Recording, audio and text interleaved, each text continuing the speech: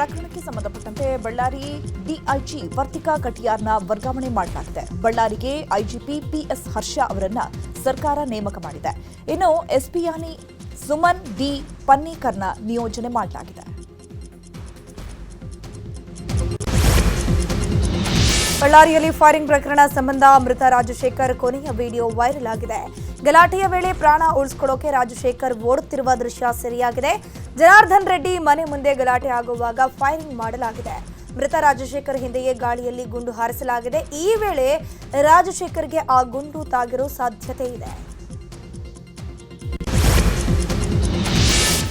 Ballari firing ಸಂಬಂಧ ಸುದ್ದಿಗೋಷ್ಠಿ ನಡೆಸಿ ಮಾತನಾಡಿದ ಜನಾರ್ದನ ರೆಡ್ಡಿ ರಾಜಶೇಖರ್ಗೆ ಗುಂಡೇಟಿನ ಕೊನೆಯ ವಿಡಿಯೋವನ್ನು ತೋರಿಸಿದ್ದಾರೆ. ರಾಜಶೇಖರ್ಗೆ ಕೇವಲ 4 ರಿಂದ 5 ಅಡಿ ಅಂತರದಲ್ಲಿ ಗುಂಡೇಟು ಬಿದ್ದಿದೆ. Bharat Reddy gunman firing ಮಾಡಿದ್ದಾರೆ. ಉದ್ದೇಶಪೂರ್ವಕವಾಗಿಯೇ ಭರತ್ ರೆಡ್ಡಿ ಫೈರಿಂಗ್ ಮಾಡಿಸಿದ್ದಾರೆ. ಈ ಗನ್ ಮ್ಯಾನ್ಗಳಿಗೆ ರಾಜಶೇಖರ್ ಚಿರಪರಿಚಿತ. ರಾಜಶೇಖರ್ ನಿತ್ಯ ಭರತ್ ರೆಡ್ಡಿ ಜೊತೆ ಇರ್ತಾ ಇದ್ದ. ರಾಜಶೇಖರ್ ವಾಪಸ್ ಹೋಗುವಾಗ ಆತನಿಗೆ ಹಿಂದಿರುಗಿ ಶೂಟ್ ಮಾಡಿದ್ದಾರೆ ಅಂತ ಆರೋಪಿಸಿದ್ದಾರೆ. ಇನ್ನು ಇದೇ ವಿಚಾರವಾಗಿ ಶ್ರೀರಾಮುಲು ಕೂಡ ಪ್ರತಿಕ್ರಿಯಿಸಿದ್ದಾರೆ. ಭರತ್ ಜೊತೆ ಬಂದಿರುವಂಥ ರಾಜಶೇಖರ್ ರೆಡ್ಡಿನ ಇವರು ಕೊಲೆ ಮಾಡಿಸಿದ್ದು ತಾವೇ ನೋಡಿದ್ದೀರಿ. ಗನ್ಮ್ಯಾನ್ಗೆ ಆ ಹುಡುಗನಿಗೆ ಮಧ್ಯದಲ್ಲಿ ಯಾರೂ ಕೂಡ ಇಲ್ಲ. ಮತ್ತೆ ಆ ಹುಡುಗ ತಿರುಗಿ ವಾಪಸ್ ಓಡೋಗ್ತಾ ಇದ್ದಾನೆ. ಆದರೆ ತಪ್ಪಿಸ್ಕೊಂಡು ಪೊಲೀಸ್ ಲಾಠಿ ಗಲಾಟೆಗಳೆಲ್ಲ ಅವನೇ ಓಡೋಗ್ತಾ ಇದ್ದಾನೆ. ಹಿಂದೆಯಿಂದನೇ ಇವರು ಫೈರ್ ಮಾಡಿ ಕೊಲೆ ಮಾಡಿರುವಂಥದ್ದು ತಾವು ಕಣ್ಣಾರು ನೋಡಿರೋ ಕಾರಣ ಶ್ರೀರಾಮುಲು ಅವರು ಹೇಳಿದಾಗೆ ತಕ್ಷಣ ಒಂದು ಕ್ಷಣ ಕೂಡ ತಡೆ ಮಾಡಿದ್ದೇನೆ. ಭರತ್ ರೆಡ್ಡಿ ಇರುವಂಥ ಅವ್ರ ಸಮಕ್ಷಮದಲ್ಲೇ ಇದು ನೇರವಾಗಿ ಕೊಲೆನೇ ಆಗಿರುವಂಥದ್ದು, ಇದರಲ್ಲಿ ಎರಡನೇ ಮಾತೇ ಇಲ್ಲ. ಹಂಗಾಗಿ ಇವತ್ತು ಭರತ್ ರೆಡ್ಡಿ ಅವ್ರನ್ನ ಅವರು ಒಂದೇ ಇವತ್ತು ಈ ಇನ್ಸಿಡೆಂಟ್ ಒಂದೇ ಅಲ್ಲ, ಇನ್ನು ಅವ್ರ ಹೇಳಿಕೆಗಳನ್ನು ನೋಡಿದ್ರೆ ಅವ್ರ ಎದುರುಗಡೆ ಕಣ್ಣೆದುರುಗಡೆನೇ ಅವರು ಗನ್ಮ್ಯಾನಿಗೆ ಹೇಳಿ ಗುಂಡು ಆರಿಸಿ ಅವ್ನು ನೋಡಿ ಎಷ್ಟು ನಿಶಬ್ದವಾಗಿ ಗುಂಡು ಆರಿಸ್ತಾನೆ, ಮಕ್ಕ ತೆರಿಕೆ ಅಂತಾನೆ. ಗುಂಡು ಆರಿಸಿದ ನಂತರ ಅವ್ನು ಬಿದ್ದೋದಂಥ ಟೈಮಲ್ಲಿ ಎಲ್ಲ ಕಾರ್ಯಕರ್ತರೆಲ್ಲ ಕೂಡ ಕಿರ್ಚಾಡ್ದಂಥ ಟೈಮಲ್ಲಿ ಅವ್ನು ಹೊತ್ಕೊಂಡಂತಾರ ಹೋಗೋಂಥ ಟೈಮಲ್ಲಿ ದಾರಿಯಲ್ಲಿ ಸತ್ತೋಗ್ತಾನೆ. ಅಷ್ಟು ಆಗ್ತಾ ಇದ್ದರೂ ಕೂಡ ಅವ್ರು ಹೇಳಿದಂಥ ಮಾತೇನು ನಾನು ಬಳ್ಳಾರಿನ ಸುಟ್ಟು ಭಸ್ಮ ಮಾಡುತ್ತಿದ್ದೆ ಅನ್ನೋಂಥ ಮಾತನ್ನು ಕೂಡ ಹೇಳಿದ್ದಾರೆ. ಇವತ್ತು ಅವ್ರು ಏನಂದರೆ MLA ಅವ್ರನ್ನ ಅರೆಸ್ಟ್ ಮಾಡಿದರೆ ನಮ್ಮ ಸರ್ಕಾರಕ್ಕೆ ಕೆಟ್ಟ ಹೆಸರು ಬರುತ್ತೆ ಅನ್ನೋಂಥ ಕಾರಣದಿಂದ ಇಲ್ಲಿ ತನಕ ಆಗಿದೆ. ನಮ್ಮ MLA ಅವ್ರನ್ನ ಅರೆಸ್ಟ್ ಮಾಡ್ಲಿಕ್ಕೆ ಆಗ್ತಾಯಿಲ್ಲ. ಹುಬ್ಬಳ್ಳಿಯಲ್ಲಿ ಬಿಜೆಪಿ ಕಾರ್ಯಕರ್ತೆ ವ್ಯವಸ್ಥರ ಕೇಸ್ ಸಂಬಂಧ ಮಹಿಳೆ ವ್ಯಾನ್ ಹತ್ತುವ ಮುನ್ನ ರಂಪಾಟ ಮಾಡಿರುವ ವಿಡಿಯೋ ವೈರಲ್ ಆಗಿದೆ. ವ್ಯಾನ್ ಹತ್ತುವಾಗಲೇ ತಾನೇ ಸ್ವತಃ ಬಟ್ಟೆಯನ್ನು ಬಿಚ್ಚಿಕೊಳ್ಳೋಕೆ ಸುಜಾತ ಯತ್ನಿಸಿದ್ದಾಳೆ. ವಾಹನ ಹತ್ತುವ ಮುನ್ನ ಸೀರೆ ಬಿಚ್ಚಿ ಸುಜಾತ ಎಸೆದಿದ್ದಾಳೆ. ಬಳಿಕ ಪೊಲೀಸರು ವಿವಸ್ತ್ರಗೊಳಿಸಿದ್ದಾರೆ ಅಂತ ಆರೋಪ ಮಾಡಿದ್ಲು. ಮಹಿಳೆ ಸೀರೆ ಬಿಚ್ಚಿ ರಂಪಾಟ ಮಾಡಿರುವ ವಿಡಿಯೋ ಈಗ ವೈರಲ್ ಆಗ್ತಾ ಇದೆ.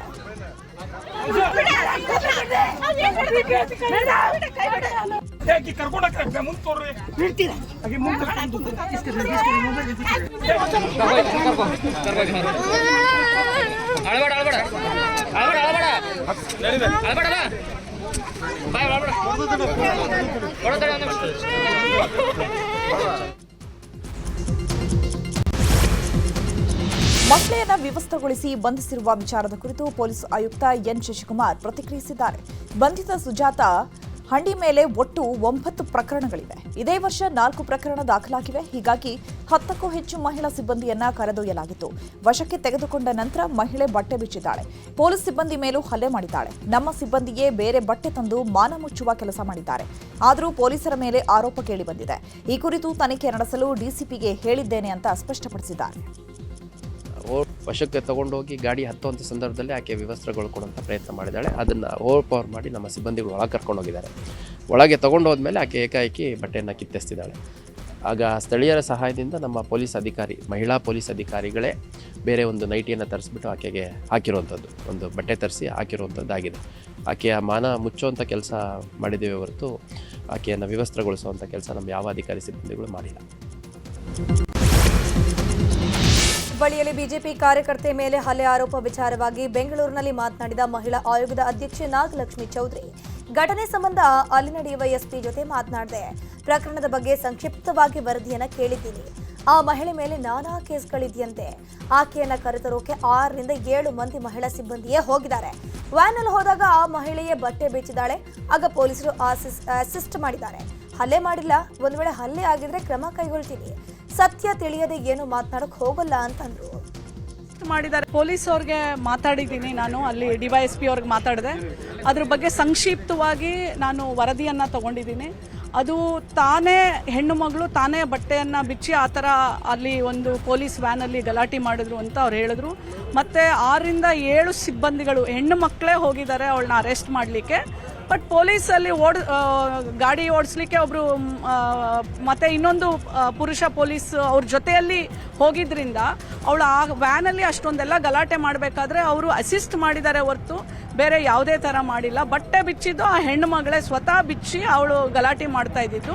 ಇದಕ್ಕೆ ಮುಂಚೆನೂ ಈ ಹೆಣ್ಮಗಳ ಮೇಲೆ ನಾನಾ ಕೇಸ್ಗಳು ಇದಾವಂತೆ ಸ್ಟೇಷನಲ್ಲಿ.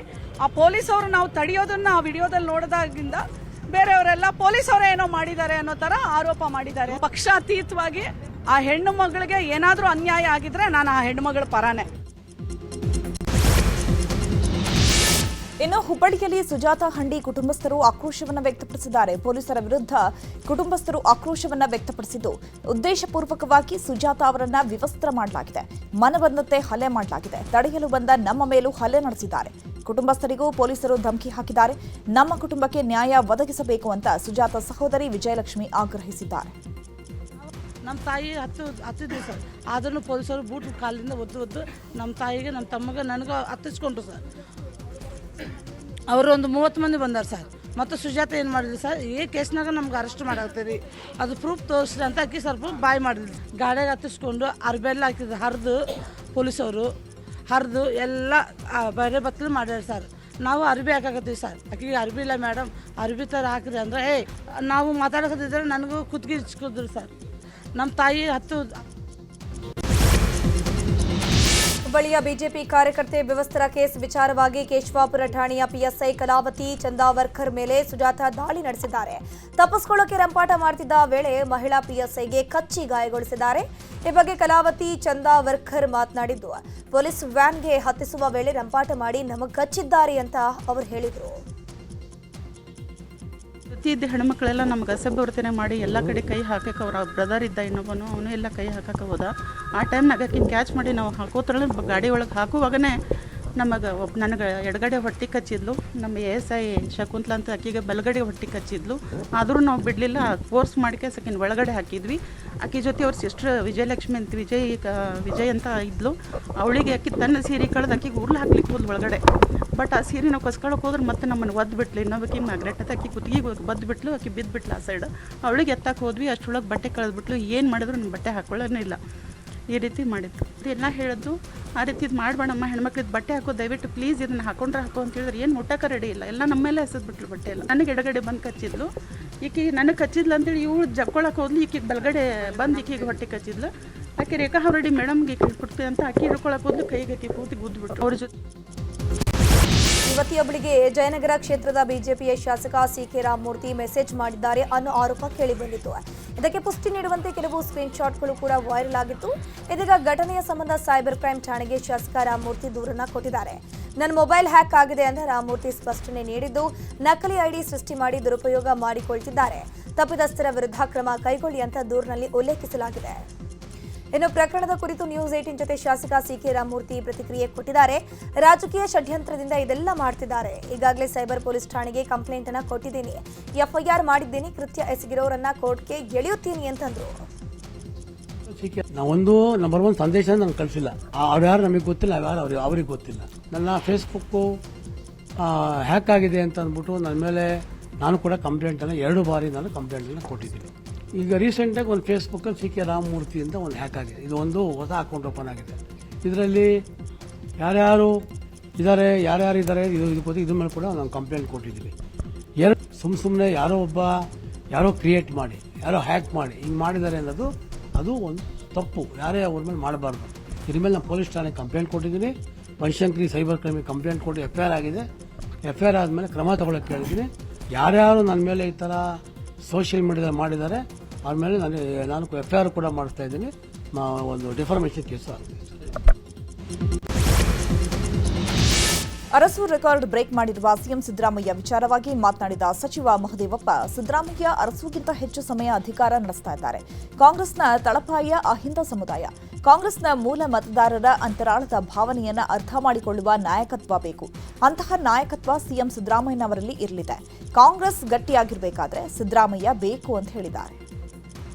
ಸಿದ್ದರಾಮಯ್ಯನವರು ದೇವರಾಜ ಅರಸವರು ಕೊಟ್ಟಂಥ ಆಡಳಿತದ ಸಮಯ ಇತ್ತಲ್ಲ, ಅದಕ್ಕಿಂತ ಹೆಚ್ಚು ಸಮಯ ಮುಖ್ಯಮಂತ್ರಿಯಾಗಿ ಇದ್ದಾರೆ, ಅದು ಮುಂದುವರಿತಾ ಇದ್ದಾರೆ. ಅದು ಸಂತೋಷ ಸಂಗತಿ.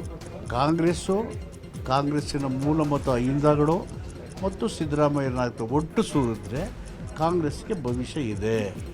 ಈ ಐದ ಯಾರು ಕಾಂಗ್ರೆಸ್ಸನ್ನು ನಂಬಿಕೊಂಡು ಓಟ್ ಹಾಕ್ತಾ ಇದ್ದಾರೆ ಆ ಜನರ ಭವಿಷ್ಯ ಸುರಕ್ಷಿತವಾಗಿ ಇವ್ರ ಕೈಲಿರ್ತದೆ ಅನ್ನೋದೇ ಅರ್ಥ. ಸೆಕೆಂಡ್ರಿ ಲೈನ್ ಆಫ್ ಲೀಡರ್ಶಿಪ್ ಅದು ಸಾಂಸ್ಕೃತಿಕವಾಗಿರಬೇಕು, ನೈತಿಕತೆಯಿಂದ ಇರಬೇಕು, ಮೌಲ್ಯಭರಿತವಾಗಿರಬೇಕು. ಈ ನಾಯಕತ್ವ ಮೂಲ ಮತದಾರರ ಹಿತ ಮತ್ತು ಅವರ ಹಕ್ಕನ್ನು ರಕ್ಷಣೆ ಮಾಡಿ ಸಂವಿಧಾನದ ಆಸೆಗೆ ಅನುಗುಣವಾಗಿ ಆಡಳಿತದಲ್ಲಿ ಬದಲಾವಣೆ ತರಬೇಕು. ಅರಸು ಅವರ ದಾಖಲೆ ಸರಿಗಟ್ಟಿದ ಸಿಎಂ ಸಿದ್ದರಾಮಯ್ಯ ಕುರಿತು ಶಾಸಕ ಕುಣಿಕಲ್ ರಂಗನಾಥ್ ಮಾತನಾಡಿದ್ದಾರೆ. ಬೆಂಗಳೂರಿನಲ್ಲಿ ಮಾತನಾಡಿದ ಅವರು, ಸಿಎಂ ಸಿದ್ದರಾಮಯ್ಯ ದೀರ್ಘಾವಧಿ ಸಿಎಂ ಆಗಿದ್ದಾರೆ. ಅವರೇ ಹೆಚ್ಚಿನ ಆಯವ್ಯಯ ಮಂಡನೆ ಮಾಡಿದ್ದಾರೆ. ಡಿಕೆಶಿ ಹಾಗೂ ಸಿಎಂ ಅವರ ಇಬ್ಬರ ನೇತೃತ್ವದಲ್ಲಿ ಪಕ್ಷ ಅಧಿಕಾರಕ್ಕೆ ಬಂದಿದೆ. ಮುಂದಿನ ಚುನಾವಣೆಯಲ್ಲಿಯೂ ಇಬ್ಬರು ನಾಯಕರು ಪ್ರಮುಖ ಪಾತ್ರ ವಹಿಸುತ್ತಾರೆ ಅಂತ ಹೇಳಿದ್ದಾರೆ. ಇವತ್ತು ಕರ್ನಾಟಕ ಸರ್ಕಾರದಲ್ಲಿ ನಮ್ಮ ಮುಖ್ಯಮಂತ್ರಿಗಳಾದಂಥ ಸಿದ್ದರಾಮಯ್ಯ ಸಾಹೇಬರು ದೀರ್ಘಾವಧಿ ಮುಖ್ಯಮಂತ್ರಿಗಳಾಗಿ ನಿನ್ನೆ ಮುಗಿದಿದೆ. ಭಾಳ ಸಂತೋಷ ಆಯಿತು. ಹಾಗೂ ಅವರೇ ಹೆಚ್ಚಿನ ಆಯವ್ಯಯ ಮಂತ್ರಿಗಳಾಗಿದ್ದುಕೊಂಡು ಇವತ್ತು ವಿಶೇಷವಾಗಿ ಸರ್ಕಾರದ ನಿರ್ವಹಣಾ ವ್ಯವಸ್ಥೆ ಭಾಳ ಅಚ್ಚುಕಟ್ಟಾಗಿ ಮಾಡ್ತಾ ಇದ್ದಾರೆ. ಅವ್ರಿಗೆ ಶುಭವನ್ನು ಕೋರುವಂಥದ್ದು ಇಡೀ ಕರ್ನಾಟಕ ರಾಜ್ಯನೇ ಮಾಡಿರುವಂಥದ್ದು ನಮಗೆಲ್ಲ ಸಂತೋಷ ತಂದಿದೆ ಅಂತ ಹೇಳಬಲ್ಲೆ ನಾನು. ಅದೆಲ್ಲ ಹೈಕಮಾಂಡು ತೆಗೆದುಕೊಳ್ಳೋಂಥ ನಿರ್ಧಾರ. ಇವತ್ತು ನಮ್ಮ ಅಭಿಲಾಷೆಗಳನ್ನು ಹೇಳಿದ್ದೇವೆ. ಅಫ್ಕೋರ್ಸ್ ಎಲ್ಲರೂ ಸೇರಿ ಎಲೆಕ್ಷನ್ ಮಾಡ್ತಾರೆ. ಡಿ.ಕೆ. ಶಿವಕುಮಾರ್ ಸಾಹೇಬರು ಮುಂದಿನ 28ಕ್ಕೆ ಮತ್ತೊಮ್ಮೆ ಕಾಂಗ್ರೆಸ್ ಸರ್ಕಾರವನ್ನು ತರ್ತಾರೆ ಅಂತ ಹೇಳಬಲ್ಲೆ ನಾನು. ರಾಜ್ಯದ ದೀರ್ಘಾವಧಿ ಸಿಎಂ ಎಂಬ ಹೆಗ್ಗಳಿಕೆಗೆ ಸಿದ್ದರಾಮಯ್ಯ ಭಾಗಿಯಾಗಿದ್ದಾರೆ. ಮಾಜಿ ಸಿಎಂ ದೇವರಾಜು ಅರಸು ದಾಖಲೆಯನ್ನು ಸಿಎಂ ಸಿದ್ದರಾಮಯ್ಯ ಮುರಿದಿದ್ದು ಕಲಬುರಗಿಯಲ್ಲಿ ಸಿದ್ದರಾಮಯ್ಯ ಅಭಿಮಾನಿಗಳು ಸಂಭ್ರಮಾಚರಣೆ ನಡೆಸಿದರು. ನಗರದ ಜಗತ್ ವೃತ್ತದಲ್ಲಿ ಕರ್ನಾಟಕ ರಾಜ್ಯ ಹಿಂದುಳಿದ ಜಾತಿಗಳ ಒಕ್ಕೂಟ ಸಂಭ್ರಮಿಸಿದ್ದು ಅಂಬೇಡ್ಕರ್ ಬಸವೇಶ್ವರ ಪುತ್ಥಳಿಗೆ ಮಾಲಾರ್ಪಣೆ ಮಾಡಿ ಸಿಎಂ ಸಿದ್ದರಾಮಯ್ಯ ಪರ ಜೈಕಾರ ಕೂಗಿದ್ದಾರೆ. ಅಷ್ಟೇ ಅಲ್ಲದೆ ಪರಸ್ಪರ ಸಿಹಿ ಹಂಚಿ ಸಂಭ್ರಮಿಸಿದರು. ಬಳಿಕ ಜಿಮ್ಸ್ ಆಸ್ಪತ್ರೆಯಲ್ಲಿ ಬಡ ರೋಗಿಗಳಿಗೆ ಹಣ್ಣು ಹಂಪಲು ವಿತರಣೆ ಮಾಡಿದ್ದು ಪ್ರಸಕ್ತ 5 ವರ್ಷದ ಅವಧಿ ಸಿಎಂ ಆಗಿ ಸಿದ್ದರಾಮಯ್ಯ ಪೂರೈಸಲಿ ಅಂತ ಹಾರೈಸಿದರು. ಚಿಕ್ಕಬಳ್ಳಾಪುರದಲ್ಲಿ ಸಿಎಂ ಸಿದ್ದರಾಮಯ್ಯ ಅಭಿಮಾನಿಗಳಿಂದ ಕೇಕ್ ಕತ್ತರಿಸಿ ಚಿಕನ್ ಬಿರಿಯಾನಿ ವಿತರಣೆ ಮಾಡಲಾಯಿತು. ನಗರದ ಸಿವಿಲ್ ಬಸ್ ನಿಲ್ದಾಣದ ಸಾರ್ವಜನಿಕರಿಗೆ ಬಿಸಿ ಬಿಸಿ ಬಿರಿಯಾನಿ ವಿತರಣೆ ಮಾಡಲಾಗಿದೆ. ಇನ್ನು ಬಿರಿಯಾನಿಗಾಗಿ ಜನರು ಮುಗಿಬಿದ್ದಿದ್ದರು. ಇತ್ತ ಯಾದಗಿರಿಯಲ್ಲೂ ಕೂಡ ಸಿಎಂ ಸಿದ್ದರಾಮಯ್ಯ ಅಭಿಮಾನಿಗಳು ಬಾಡೂಟದ ವ್ಯವಸ್ಥೆ ಮಾಡಿದ್ದಾರೆ. ಸೈದಾಪುರ ಪಟ್ಟಣದಲ್ಲಿ ಫ್ರೆಶ್ ಚಿಕನ್, ಮಟನ್ ಬಿರಿಯಾನಿ ಸಿದ್ಧಪಡಿಸಲಾಯಿತು.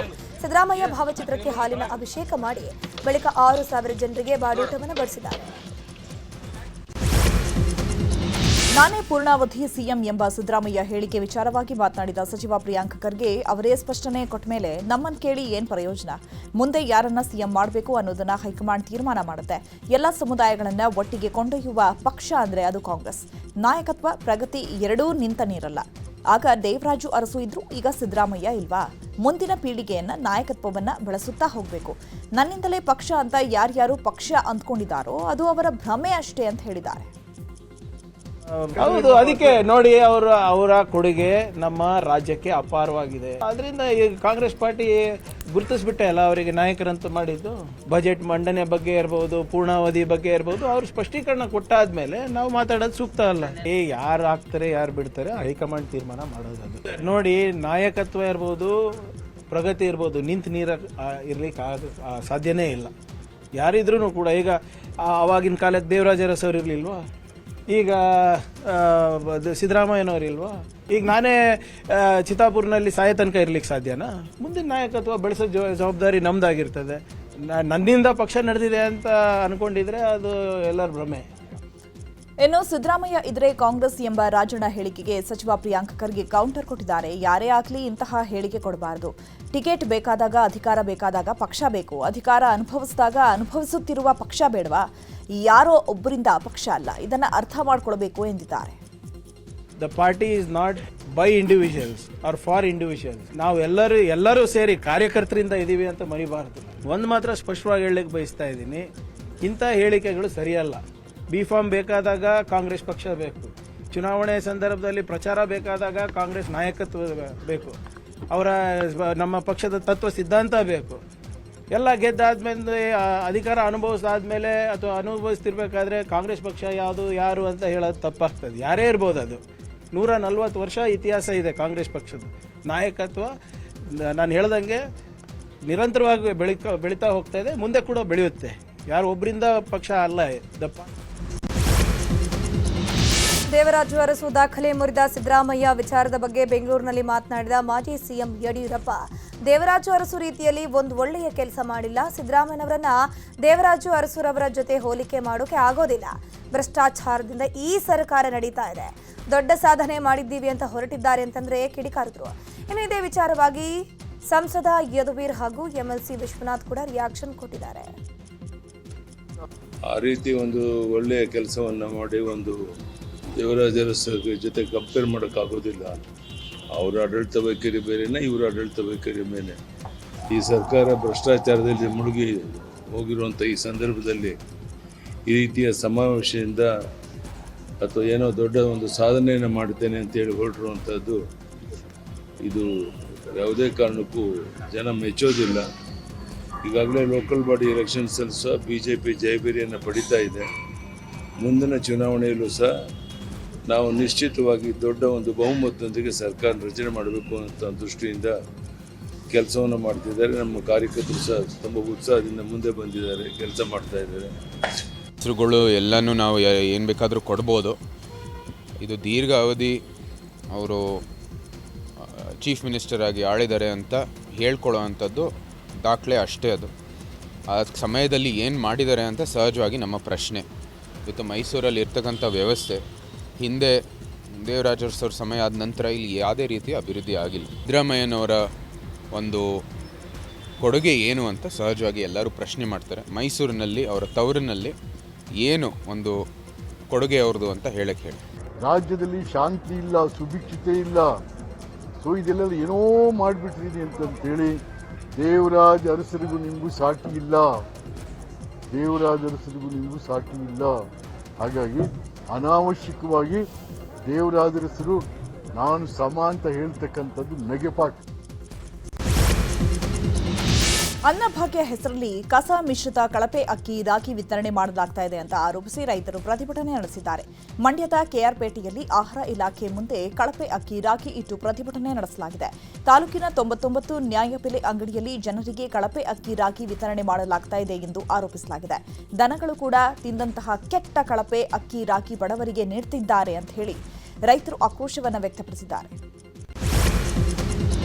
ಬೃಹತ್ ಬೆಂಗಳೂರು ಮಹಾನಗರ ಪಾಲಿಕೆ ವ್ಯಾಪ್ತಿಯಲ್ಲಿ ನಿರ್ವಹಿಸಲಾಗುತ್ತಿದ್ದ ಹೆರಿಗೆ ಆಸ್ಪತ್ರೆಗೆ ಬೀಗ ಬಿದ್ದಿದೆ. ಬೆಂಗಳೂರು ನಗರದಲ್ಲಿರುವಂತಹ 10 ಹೆರಿಗೆ ಆಸ್ಪತ್ರೆಗೆ ಕಾಯಕಲ್ಪ ಬೇಕಿದೆ. ಕಳೆದ 3-4 ವರ್ಷದಲ್ಲಿ ಒಂದೊಂದಾಗಿಯೇ ಪಾಲಿಕೆ ಹೆರಿಗೆಗಳು ಆಸ್ಪತ್ರೆಗಳು ಮುಚ್ಚುತ್ತಾ ಇದೆ.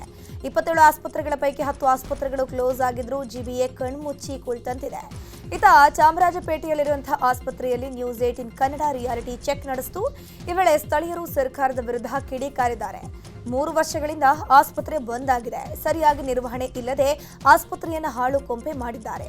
50 ವರ್ಷದ ಇತಿಹಾಸ ಇರೋ ಆಸ್ಪತ್ರೆಯನ್ನ ನಿರ್ಮಾಣ ಮಾಡೋಕೆ ಸರ್ಕಾರಕ್ಕೆ ಯೋಗ್ಯತೆ ಇಲ್ಲ ಅಂತಂದ್ರೆ ಸರ್ಕಾರ ಇದ್ದು ಇರೋದು ಯಾಕೆ ಅಂತ ಸ್ಥಳೀಯರು ಪ್ರಶ್ನೆ ಮಾಡಿದ್ರು. ಇನ್ನು ಆಂಬ್ಯುಲೆನ್ಸ್ಗಳು ನಿಂತಲ್ಲೇ ನಿಂತಿದ್ದು ಅಲ್ಲೇ ನಿಷ್ಕ್ರಿಯ ಸ್ಥಿತಿ ತಲುಪಿದೆ. ಸ್ಥಳೀಯ ಸಂಸ್ಥೆಗಳ ಚುನಾವಣೆಗೆ ಬಿಜೆಪಿ ಸಿದ್ಧತೆ ಆರಂಭಿಸಿದೆ. ಕಲಬುರಗಿ ಜಿಲ್ಲೆ ಹಾಗೂ ಗ್ರಾಮಾಂತರ ಜಿಲ್ಲೆ ನಾಯಕರ ಜೊತೆ ಬಿಜೆಪಿ ರಾಜ್ಯಾಧ್ಯಕ್ಷ ಬಿವೈ ವಿಜಯೇಂದ್ರ ಸಭೆ ನಡೆಸಿದ್ದಾರೆ. ಮಲ್ಲೇಶ್ವರಂನ ಬಿಜೆಪಿ ಕಚೇರಿಯಲ್ಲಿ ನಡೆದ ಸಭೆಯಲ್ಲಿ ಮಾಜಿ ಸಿಎಂ ಬಿಎಸ್ ಯಡಿಯೂರಪ್ಪ ಸೇರಿದಂತೆ ಎಂಎಲ್ಸಿಗಳಾದ ಸಿಟಿ ರವಿ, ಎನ್ ರವಿಕುಮಾರ್ ಸೇರಿದಂತೆ ಕಲಬುರಗಿ ಜಿಲ್ಲೆಯ ಶಾಸಕರು, ಮಾಜಿ ಶಾಸಕರು ಹಾಗೂ ಜಿಲ್ಲಾಧ್ಯಕ್ಷರು ಪಾಲ್ಗೊಂಡಿದ್ದರು. ಕಲಬುರಗಿಯಲ್ಲಿ ಇತ್ತೀಚೆಗೆ ನಡೆದ ಆರ್ಎಸ್ಎಸ್ ಪಥಸಂಚಲನ, ಜಿಲ್ಲಾ ಉಸ್ತುವಾರಿ ಸಚಿವ ಪ್ರಿಯಾಂಕ ಖರ್ಗೆ ನಡೆ, ಪಕ್ಷ ಸಂಘಟನೆ ಮೂಲಕ ಮುಂಬರುವ ಸ್ಥಳೀಯ ಸಂಸ್ಥೆಗಳ ಚುನಾವಣೆ ಗೆಲ್ಲುವ ಬಗ್ಗೆ ಮಹತ್ವದ ಸಮಾಲೋಚನೆ ನಡೆಸಿದ್ದಾರೆ. ಅಷ್ಟೇ ಅಲ್ಲದೆ ಈಶಾನ್ಯ ಶಿಕ್ಷಕರ ಕ್ಷೇತ್ರದ ಚುನಾವಣೆ ಬಗ್ಗೆಯೂ ಚರ್ಚೆ ನಡೆಸಿದ್ದಾರೆ. ಆರ್ಎಸ್ಎಸ್ ವಿರುದ್ಧ ಹೇಳಿಕೆ ಸಂಬಂಧ ನೋಟಿಸ್ ಜಾರಿ ಬಗ್ಗೆ ಸಚಿವ ಪ್ರಿಯಾಂಕ್ ಖರ್ಗೆ ಪ್ರತಿಕ್ರಿಯಿಸಿದ್ದಾರೆ. ಬೆಂಗಳೂರಿನಲ್ಲಿ ಮಾತನಾಡಿರುವ ಅವರು, ಆರ್ಎಸ್ಎಸ್ನವರ ಬೆದರಿಕೆಗೆ ನಾನು ಹೆದರೋದಿಲ್ಲ. ಆರ್ಎಸ್ಎಸ್ ಒಂದು ನೋಂದಣಿಯಾಗದ ಸಂಘಟನೆಯಾಗಿದೆ. ಯಾಕೆ ಇವರು ನೋಂದಣಿ ಮಾಡಿಸ್ತಿಲ್ಲ? ಮೋಹನ್ ಭಾಗವತ್ಗೆ, ಗೃಹ ಸಚಿವರಿಗೆ ಸಮಾನಾಗಿರುವಂತಹ ಭದ್ರತೆ ಇದೆಯಾ ಅವರಿಗೆ? ಯಾಕೆ ಹಾಗಾದ್ರೆ ಅಂತ ವಾಗ್ದಾಳಿ ನಡೆಸಿದ್ರು. ತಂತ್ರಗಳು ಹೆದರ್ಸೋದು, ಬೆದರ್ಸೋದು, ಕೋರ್ಟು, ಅವು ಇವು ಇವೆಲ್ಲ ಹೆದರ್ತೀವ? ಅವರು RSS is an unregistered, unregulated, unconstitutional body. ಇವ್ರಿಗೆ ಯಾಕ್ರಿ ಹೆದರ್ಬೇಕು ನಾನು? ರಿಜಿಸ್ಟ್ರೇಷನ್ ಮಾಡಿಸ್ಕೊಳ್ಳಿ ಅಂದರೆ ಯಾಕೆ ರಿಜಿಸ್ಟ್ರೇಷನ್ ಮಾಡಿಸ್ಕೊಳಲ್ಲ ಇವರು? ಎಲ್ಲಿಂದ ಬರ್ತಾ ಇದೆ ಇವರಿಗೆ ಇಷ್ಟೊಂದು ಅನುದಾನ? ಯಾಕೆ ಮೋಹನ್ ಭಾಗವತ್ ಅವರಿಗೆ ಏನು ಅಡ್ವಾನ್ಸ್ ಸೆಕ್ಯೂರಿಟಿ ಲೈಸೆನ್ಸ್ ಸಿಗ್ತಾ ಇದೆ? Minister of external affairs, home minister of ಇಂಡಿಯಾಗೆ ಸಿಗುವಂಥ ಸೆಕ್ಯೂರಿಟಿ ಇವರಿಗೆ ಯಾಕೆ? ರೇಣುಕಾಸ್ವಾಮಿ ಕೊಲೆ ಆರೋಪಿ ಪವಿತ್ರ ಗೌಡಗೆ ಇಂದು ಹುಟ್ಟುಹಬ್ಬ. ಪರಪ್ಪನ ಅಗ್ರಹಾರ ಜೈಲಲ್ಲಿರುವಂತಹ ಪವಿತ್ರ ಗೌಡ ಈ ಬಾರಿ ಸಪ್ಪೆಯಾಗಿಯೇ ಬರ್ತ್ಡೇ ಆಚರಣೆ ಮಾಡಿಕೊಳ್ಬೇಕಿದೆ. ಈ ಹಿಂದೆ ಹೈಫೈ ಜೀವನ ಲೀಡ್ ಮಾಡ್ತಿದ್ದ ಪವಿತ್ರ ಈ ಬಾರಿ ಜೈಲಲ್ಲೇ ಮೌನವಾಗಿ ಕಾಲ ಕಳೀತಿದ್ದಾರಂತೆ. ಕಳೆದ ಬಾರಿಯೂ ಜೈಲಿನಿಂದ ಹೊರಬಂದು ಖುಷಿಯಾಗಿಯೇ ಪವಿತ್ರ ಬರ್ತ್ಡೇ ಸೆಲೆಬ್ರೇಟ್ ಮಾಡಿಕೊಂಡಿದ್ರು. ತಮ್ಮ ಪುತ್ರಿ ಹಾಗೂ ಕುಟುಂಬಸ್ಥರ ಜೊತೆ ಬರ್ತ್ಡೇ ಆಚರಣೆ ಮಾಡಿಕೊಂಡಿದ್ರು. ಇನ್ನು ಇಂದು ಬೆಳಗ್ಗೆ 6 ಗಂಟೆಗೆ ಎದ್ದ ಪವಿತ್ರ ಅಲ್ಲೇ ದೇವರಿಗೆ ನಮಸ್ಕಾರ ಮಾಡಿ ದೇವರ ಮೊರೆ ಹೋಗಿದ್ದಾರಂತೆ. ಇನ್ನು ಬರ್ತ್ಡೇ ದಿನವೇ ಪವಿತ್ರಾಗೆ ಶಾಕಿಂಗ್ ಸುದ್ದಿ ನೀಡೋಕೆ ಪೊಲೀಸರು ರೆಡಿಯಾಗಿದ್ದಾರೆ. ಮನೆ ಊಟಕ್ಕಾಗಿ ಪವಿತ್ರ ಕೋರ್ಟ್ನಲ್ಲಿ ಅರ್ಜಿ ಸಲ್ಲಿಕೆ ಮಾಡಿದ್ರು. ಈಗಾಗಲೇ ಮನೆ ಊಟ ಕೊಡೋಕ್ಕಾಗಲ್ಲ ಅಂತ ಜೈಲಾಧಿಕಾರಿಗಳು ಹೇಳಿದ್ರು. ಇದೀಗ ಕಾರಣಗಳನ್ನ ಉಲ್ಲೇಖಿಸಿ ಮೇಲ್ಮನವಿ ಸಲ್ಲಿಸೋಕೆ ಪೊಲೀಸರು ಸಿದ್ಧತೆ ಮಾಡಿಕೊಂಡಿದ್ದಾರಂತೆ. 57ನೇ ಸಿಸಿಎಚ್ ಕೋರ್ಟ್ನಲ್ಲಿ ಆದೇಶ ಪ್ರಶ್ನಿಸಿ ಹೈಕೋರ್ಟ್ನಲ್ಲಿ ಮೇಲ್ಮನವಿ ಸಲ್ಲಿಸೋಕೆ ಪೊಲೀಸರು ಸಿದ್ಧತೆ ಮಾಡಿಕೊಂಡಿದ್ದಾರೆ. ಕ್ಷುಲ್ಲಕ ಕಾರಣಕ್ಕೆ ಕೈದಿಗಳು ಅವರ ಮಧ್ಯೆ ಮಾರಾಮಾರಿ ನಡೆದಿರುವಂತಹ ಘಟನೆ ಕಲಬುರಗಿ ಕೇಂದ್ರ ಕಾರಾಗೃಹದಲ್ಲಿ ನಡೆದಿದೆ. ಬೆಂಗಳೂರು ಮೂಲದ ವೆಂಕಟರಮಣ ಎಂಬ ಖೈದಿ ಸ್ಥಳೀಯ ಖೈದಿಗಳಿಗೆ ಅವಾಚ್ಯ ಶಬ್ದಗಳಿಂದ ನಿಂದನೆ ಆರೋಪ ಮಾಡಲಾಗಿದೆ. ಇದರಿಂದ ರೊಚ್ಚಿಗೆದ್ದ ಸ್ಥಳೀಯ ಖೈದಿಗಳು ಬೆಂಗಳೂರು ಮೂಲದ ಖೈದಿ ಮೇಲೆ ಹಲ್ಲೆ ನಡೆಸಿದ್ದಾರೆ. ಇದೀಗ ಜೈಲಿನಲ್ಲಿ ಬಿಗುವಿನ ವಾತಾವರಣ ನಿರ್ಮಾಣವಾಗಿದ್ದು ಜೈಲಿಗೆ ಎಸಿಬಿ ಸೇರಿದಂತೆ ಹೆಚ್ಚಿನ ಪೊಲೀಸರು ದೌಡಾಯಿಸಿ ಪರಿಶೀಲಿಸಿದ್ದಾರೆ. ಯಲಹಂಕ ಕೋಗಿಲು ಲೇಔಟ್ ಒತ್ತುವರಿ ತೆರವು ವಿಚಾರವಾಗಿ ಭಾರೀ ಚರ್ಚೆಗಳಾಗ್ತಾ ಇದೆ. ಸರ್ಕಾರಿ ಜಾಗದಲ್ಲಿ ಹಣ ವಸೂಲಿ ಮಾಡಿ ಲೇಔಟ್ ಹಂಚಿಕೆ ಮಾಡಲಾಗಿದೆ ಅಂತ ಆರೋಪ ಕೇಳಿ ಬರ್ತಾ ಇತ್ತು. ಇದೀಗ ಹಣ ವಸೂಲಿ ಮಾಡಿರೋ ಆರೋಪ ಹೊತ್ತವರ ಮೇಲೆ ಎಫ್ಐಆರ್ ದಾಖಲಾಗಿದೆ. ಸ್ಥಳೀಯರಿಂದ ಹಣ ಪಡೆದು ಒಟ್ಟು 4 ಜನರ ವಿರುದ್ಧ ದೂರು ದಾಖಲಾಗಿದೆ. ವಿಜಯ್, ವಾಸೀಂ, ಉಲ್ಲಾ ಬೇಗ್, ಮುನಿ, ಅಂಜನಪ್ಪ, ರಾಬಿನ್ ವಿರುದ್ಧ ದೂರು ದಾಖಲಾಗಿದೆ. ಬಿಎಸ್ಡಬ್ಲ್ಯೂಎಂಎಲ್ ಇಂಜಿನಿಯರ್ ಸಂತೋಷ್ ಕುಮಾರ್ ಕಡ್ಡಿ ನೀಡಿದಂತಹ ದೂರಿನ ಅನ್ವಯ ಎಫ್ಐಆರ್ ದಾಖಲಾಗಿದೆ. ಬೆಂಗಳೂರಿನ ಖಾಸಗಿ ಕಾಲೇಜಿಗೆ ಬಾಂಬ್ ಬೆದರಿಕೆ ಹಾಕಲಾಗಿದೆ. ತಮಿಳುನಾಡಿನ 9 ದಾಸ್ ಕಮಿಟಿ ಉಲ್ಲೇಖಿಸಿ ಬೆದರಿಕೆಯ ಇಮೇಲ್ ಮಾಡಲಾಗಿದೆ.